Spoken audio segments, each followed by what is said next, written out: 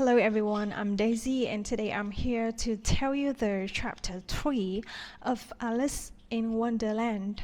And the chapter 3, The Carcass Race and a Long Tail. They were indeed a queer-looking party at that assembled on the bank, the birds with draggled feathers, the animals with their fur clinging close to them, and all dripping wet, cross, and uncomfortable. The first question, of course, was how to get dry again. They had a consultation about this, and after a few minutes, it seemed quite natural to Alice to find herself talking familiarly with them, as if she had known them all her life. Indeed, she had quite a long argument with the lorry, who at last turned sulky, and would only say, "I am older than you and must know better." And this Alice would not allow without knowing how old it was, and as the lorry positively refused to tell its age, there was no more to be said. At last the mouse, who seemed to be a person of authority among them, called out, "Sit down, all of you, and listen to me. I'll soon make you dry enough." They all sat down at once, in a large ring with the mouse in the middle. Alice kept her eyes anxiously fixed on it, for she felt sure she would catch a bad cold if she did not get dry very soon. "Ahem," said the mouse with an important air. "Are you all ready? This is the driest thing I know. Silence all round, if you please." William the Conqueror, whose cause was favored by Pope, was soon submitted to by the English, who wanted leaders and had been of late much accustomed to usurpation and conquest. Edwin and Morcar, the Earls of Mercia and Northumbria, said the lorry with a shiver. "I beg your pardon," said the mouse, frowning but very politely. "Did you speak?" "Not I," said the lorry hastily. "I thought you did," said the mouse. "I proceed. Edwin and Morcar, the Earls of Mercia and Northumbria, declared for him, and even Stigand, the patriotic Archbishop of Canterbury, found it advisable." "Found what?" said the dog. "Found it," the mouse replied rather crossly. "Of course you know what it means." "I know what it means well enough when I find a thing," said the dog. "It's generally a frog or a worm. And the question is, what did the Archbishop find?" The mouse did not notice this question, but hurriedly went on. "Found it advisable to go with Edgar Atheling to meet William and offer him the crown. William's conduct at first was moderate, but the insolence of his Normans— How are you getting on now, my dear?" it continued, turning to Alice as it spoke. "As wet as ever," said Alice in melancholy tone. "It doesn't seem to dry me at all." "In that case," said the dodo silently, rising to its feet, "I move that the meeting adjourn for the immediate adoption of more energetic remedies." "Speak English," said the eaglet. "I don't know the meaning of half those long words. And, what's more, I don't believe you do either." And the eaglet bent down its head to hide a smile. Some of the other birds tittered audibly. "What I was going to say," said the dodo in a offended tone, "was that the best thing to get us dry would be the carcass race." "What is a carcass race?" said Alice. Not that she wanted much to know, but the doodle had paused as if it thought that somebody ought to speak, and no one else seemed inclined to say anything. "Why," said the doodle, "the best way to explain it is to do it. And as you might like to try the thing yourself, some winter day I will tell you how the doodle managed it. First, it marked out a race course in a sort of circle.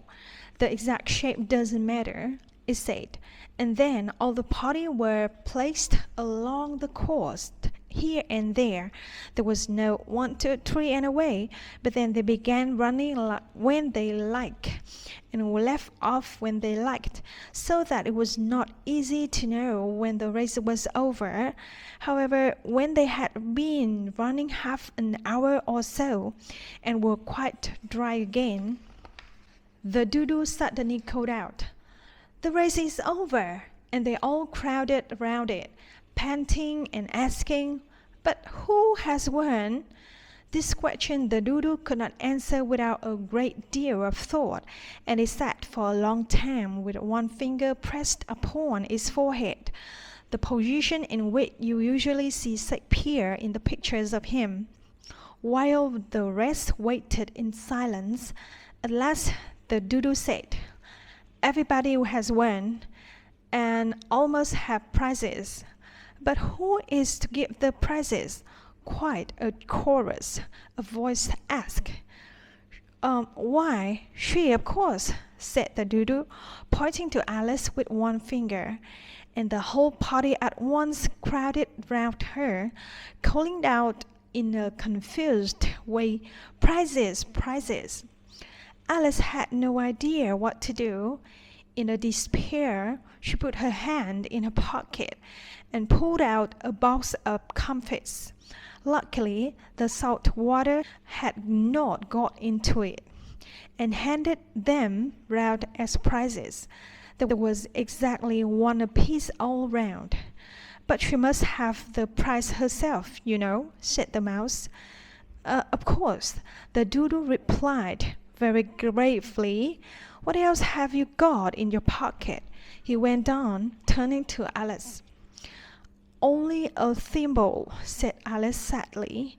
"Hand it over here," said the doodle, when they all crowded round her once more, while the doodle solemnly presented the thimble, saying, "We beg your acceptance of this elegant thimble," and when it had finished this short speech, they all cheered. Doodle presenting thimble. Alice thought the whole thing very absurd, but they all looked so grave that she did not dare to laugh, and as she could not think of anything to say, she simply bowed and took the thimble, looking as solemn as she could. The next thing was to eat the comfits. This caused some noise and confusion, as the large birds complained that they could not taste theirs, and the small ones choked and had to be patted on the back. However, it was over the last, and they sat down again in a ring and begged the mouse to tell them something more. "You promised to tell me your history, you know," said Alice, "and why it is you hate C and D," she added in a whisper, half afraid that it would be offended again. "Mine is a long and sad tale," said the mouse, turning to Alice and sighing. "It is a long tale, certainly," said Alice, looking down with wonder at the mouse tails. "But why do you call it sad?"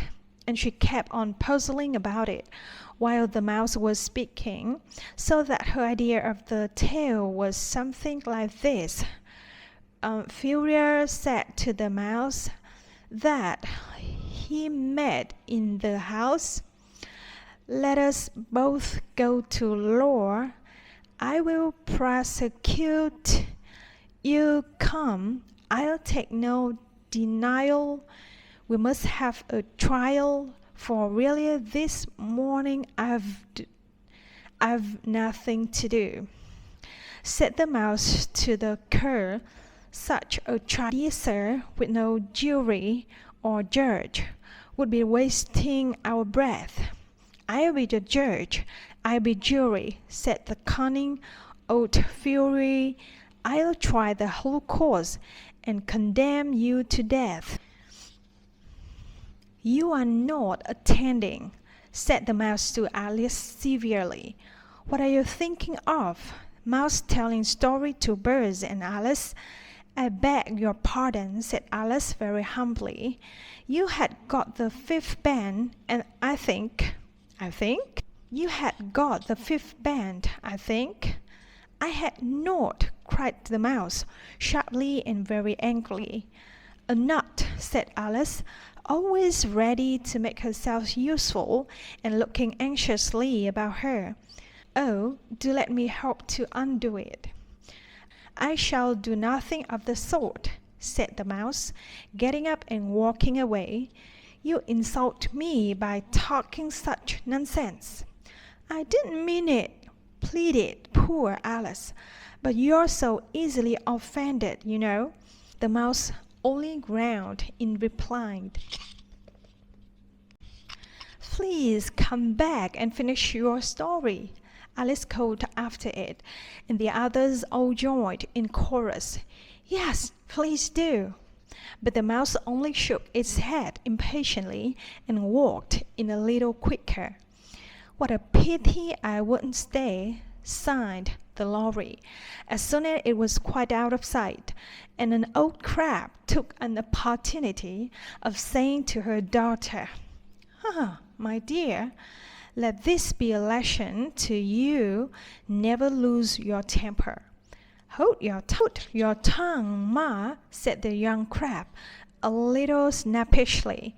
"You're enough to try the patience of an oyster." "I wish I had your Dinah here, you know I do," said Alice aloud, addressing nobody in particular. "She'd soon fetch in back." "And who is Dinah, if I might venture to ask the question?" said the lorry. Alice replied eagerly, for she was always ready to talk about her pet. "Dinah's our cat, and she's such a capital one for catching mice you can't think. And oh, I wish you could see her after the birds. Why, she'll eat the little birds as soon as look at it." This speech caused a remarkable sensation among the party. Some of the birds hurried off at once. One old magpie began wrapping itself up very carefully, remarking, "I really must be getting home. The nice air doesn't suit my throat." And a canary called out in a trembling voice to its children, "Come away, my dears. It's high time you were all in bed." "I wish I hadn't mentioned Dinah," she said herself in melancholy tone. "Nobody seems to like her down here, and I'm sure she's the best cat in the world. Oh, my dear Dinah, I wonder if I shall ever see you any more." And here poor Alice began to cry again, for she felt very lonely and low-spirited. In a little while, however, she again heard a little pattering of footsteps in the distance, and she looked up eagerly, half hoping that the mouse had changed his mind and was coming back to finish his story. So that's the chapter 3 of Alice in Wonderland, and please wait for us for the chapter 4. See you.